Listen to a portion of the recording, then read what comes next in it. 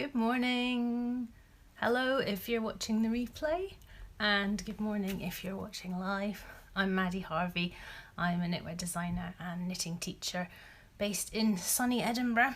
Today it's really nice spring sunshine out there, and I love helping knitters develop their creativity and their confidence with my knitting patterns, knitting kits and knitting workshops.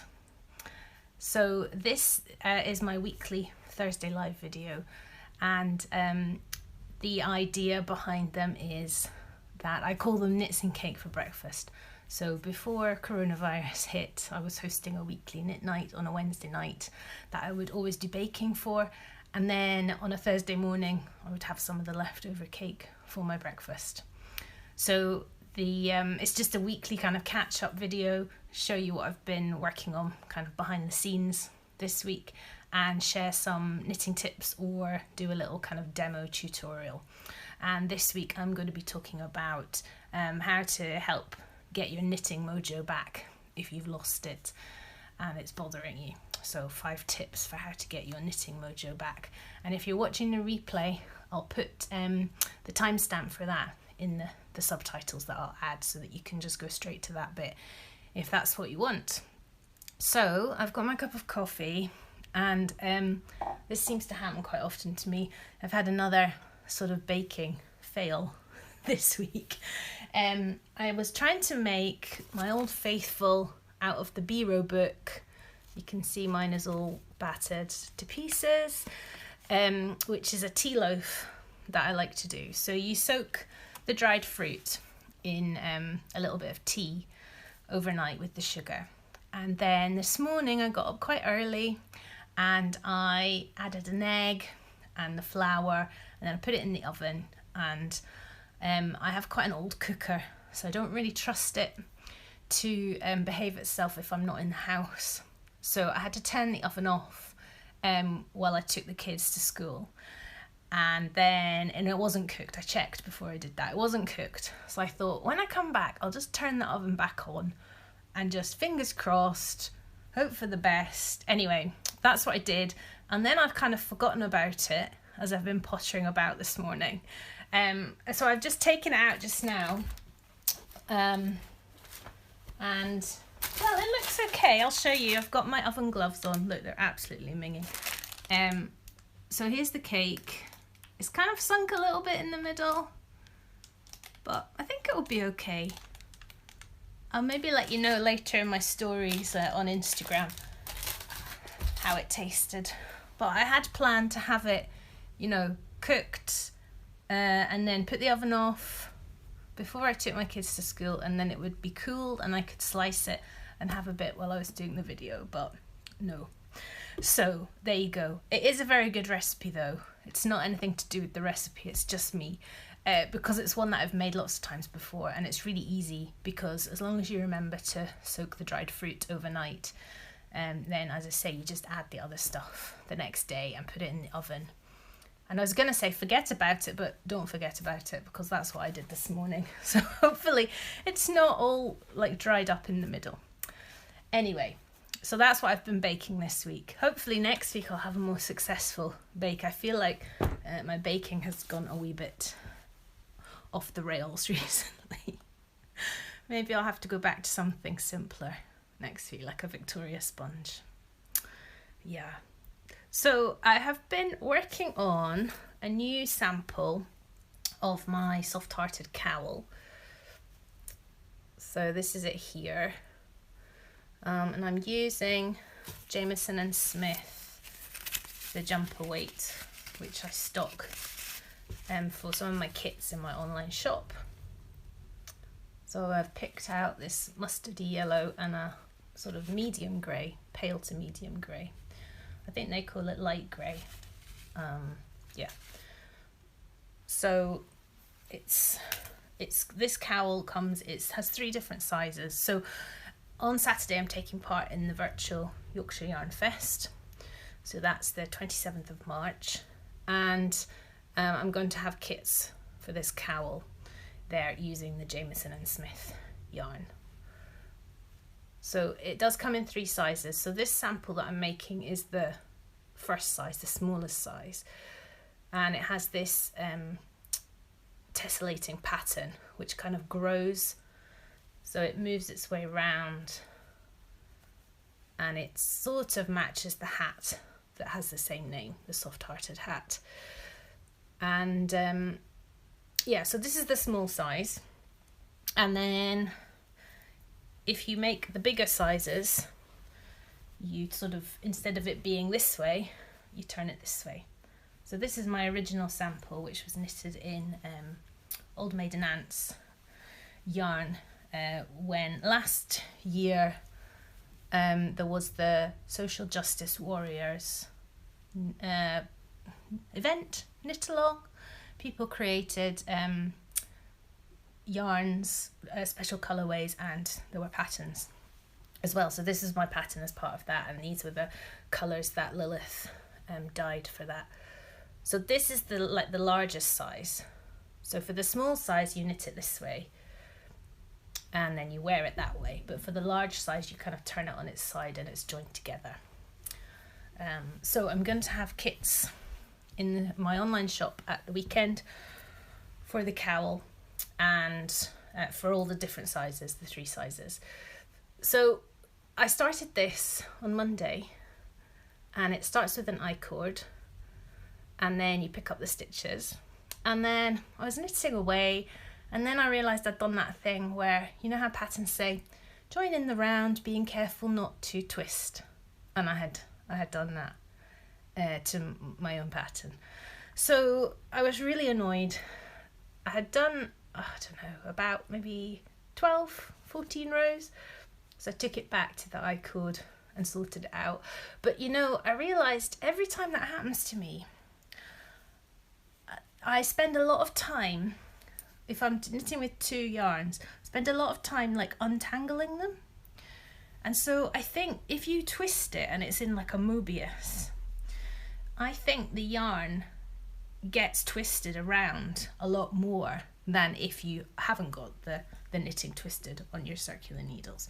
So I think if you're spending a lot of time untwisting yarn when you're knitting in the round, it's maybe a little inkling that you've got the actual work twisted on your needles. So if that happens to me again, I'm just gonna do like, you know, extra sure that it's not twisted, because it's so easy to do, and even when you think you checked, it still happens sometimes.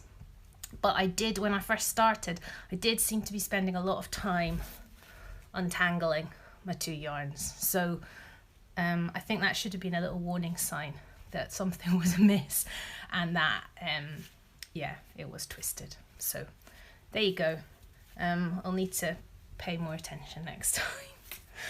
But yeah, so I'm going to have different colour combinations of that one in the shop on Saturday. And the Yorkshire Yarn Fest, there's lots of people taking part.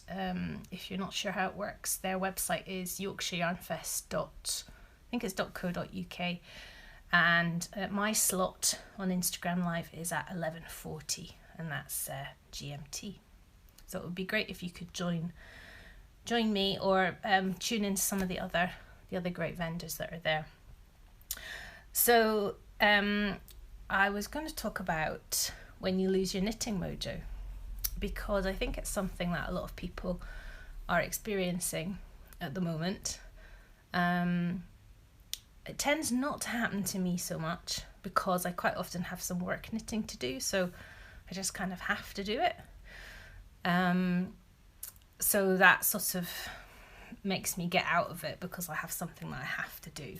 So I've got 5 tips for ways to get yourself unstuck with your knitting mojo. If you feel like your desire to knit has gone, but you sort of want to knit. But the first one is just maybe not to knit. Like, don't force yourself. Find something else to do that you love doing, and do that instead. Which in some ways is easier said than done, because for me, part of knitting is having something to do with your hands. So the last couple of weeks, actually, I've been crocheting a bit more. than knitting. I've done my work knitting, but for my sort of other crafting, I've been doing some crochet, which has been really nice. So maybe just taking a break from knitting to get your mojo back and doing something else that you love to do. My second tip is to, if you've got a yarn stash or you've got a yarn collection, is to have a little look through. Just have a little sort out, or maybe have a look through. If you've got a bag of leftover yarn, have a little look through, see if there's something there that you'd forgotten about that might kind of spark your interest or your creativity. You might suddenly be inspired by a certain skein or ball of yarn that you've forgotten about. That's quite a nice way to get your enthusiasm back for knitting.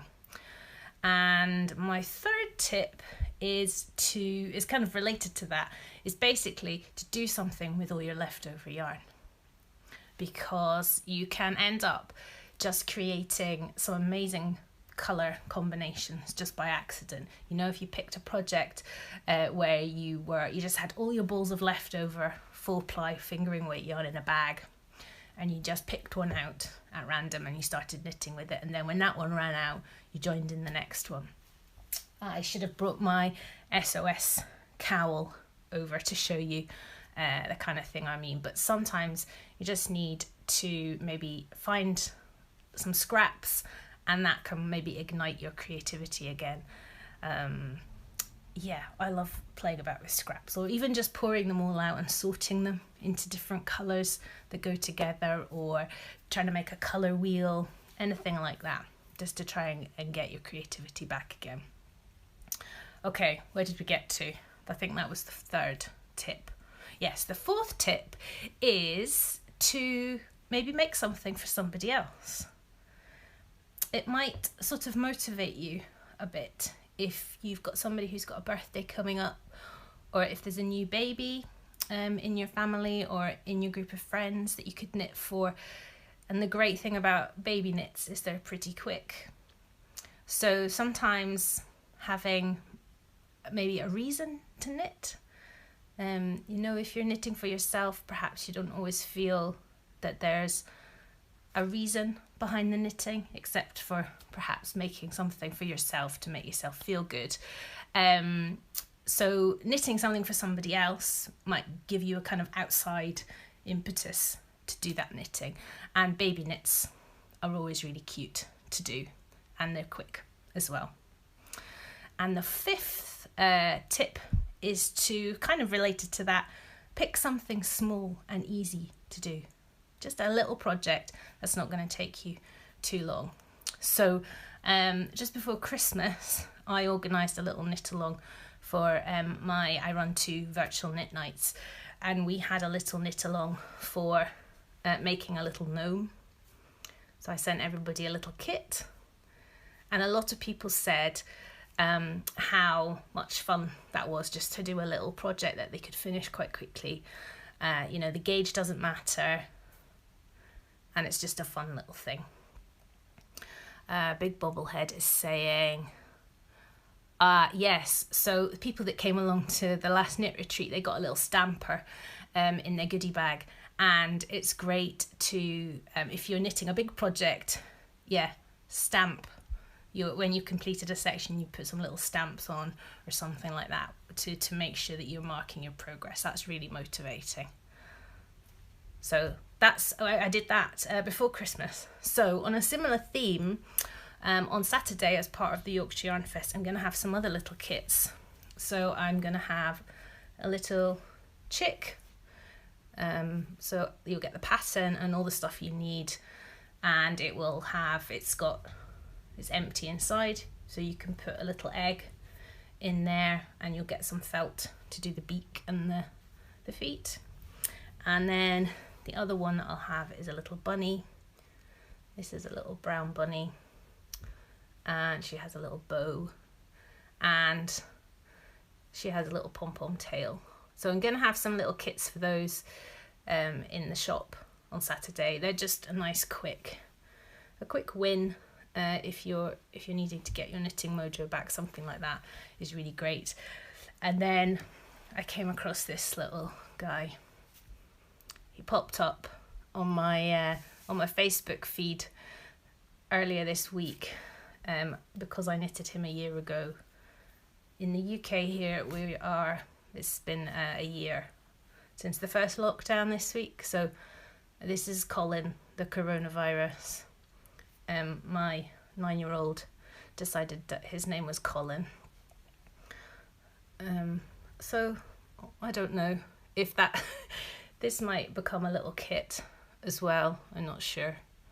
I think he's quite cute. And I'd kind of forgotten about him until it popped up on Facebook, and then I remembered that I had knitted him last year. Little did we know we would still be here a year later. Not a huge amount has changed, except maybe the vaccine gives us some hope, doesn't it? Anyway, I'm going to finish there and let you get on with the rest of your Thursday. Hopefully some of you can join the Yorkshire Yarn Fest on Saturday.